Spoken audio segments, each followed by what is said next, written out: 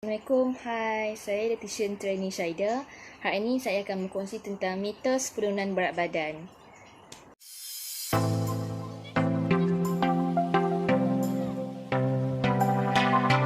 Okey, mitos yang pertama. Betul ke nak turunkan berat badan tak perlu diet? Just exercise je. Kau rasa betul tak? Okey, sebenarnya tak betul.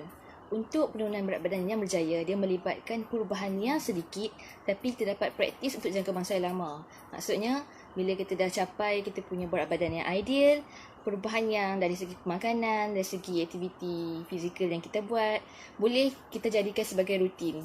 Sebenarnya, untuk turunkan berat badan, dia banyak bergantung kepada pemakanan seharian kita. Jadi, untuk penurunan berat badan yang berjaya, dia melibatkan dari segi pemakanan dan dari segi aktiviti fizikal kita. Kalau kita jaga dari segi pemakanan, makan dalam kuantiti yang cukup, ikut suku-suku separuh, seimbang, dan kita juga aktif, buat exercise dalam 150 minit seminggu, insya-Allah kita punya berat badan boleh turun. Mitos yang kedua, setengah makanan boleh turunkan berat badan. Betul ke? Okey. Setengah makanan ni maksud dia macam selalunya kita dengar ada macam teh hijau, kopi ataupun makanan pedas boleh turunkan berat badan. Okey. Sebenarnya makanan-makanan ni boleh tingkatkan kita punya metabolisme badan. Jadi cepat bila metabolisme badan kita meningkat, dia maksud badan kita cepat untuk membakar kalori yang kita makan. Tetapi makanan-makanan ni, teh hijau, makanan pedas dan kopi, dia sebenarnya hanya tingkatkan metabolisme badan kita sikit sahaja. Dia tak mampu menjejaskan berat badan kita. Means dia tak akan pun turunkan berat badan kita. Jadi, macam mana nak tingkatkan kita punya metabolisme badan? Okey. Untuk kita tingkatkan kita punya metabolisme badan, dia sebenarnya kita hanya perlu exercise saja, senaman. Sebab senaman ni, dia boleh tingkatkan kita punya metabolisme badan sehingga 72 jam. Sebab itulah kalau kita nak senam, lebih baik kalau kita bersenam selang-selang hari. Sebab bila kita bersenam, dia dapat tingkatkan metabolisme badan dalam waktu masa yang lama. Jadi lepas ni, kalau makanan-makanan tersebut tu, boleh je nak makan, cuma dia taklah akan menjejaskan berat badan kita. Okey. Mitos yang ketiga. Betul ke kalau nak turunkan berat badan, tak boleh makan nasi, tak boleh makan ketiau, bihun, spaghetti? Betul ke? Korang rasa betul tak? Okey. Sebenarnya, ni tak betul. Okay. Kalau kita nak turunkan berat badan, kita jaga dari segi makanan kita makan dalam kuantiti yang betul, kita ikut makanan seimbang dan sihat dan macam suku-suku separuh, dan kita juga bersenam, karbohidrat itu sendiri tak akan pun menaikkan berat badan kita.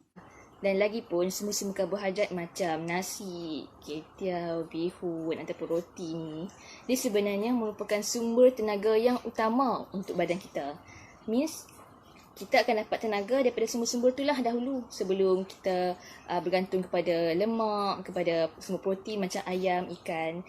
Sumber karbohidrat, kalau nak turunkan berat badan, boleh ambil sumber karbohidrat yang banyak serat macam beras perang, roti bijirin penuh, sumber-sumber yang bijirin. Sebab bila kita makan sumber karbohidrat yang banyak serat, dia dapat buatkan kita rasa lebih kenyang dengan lama.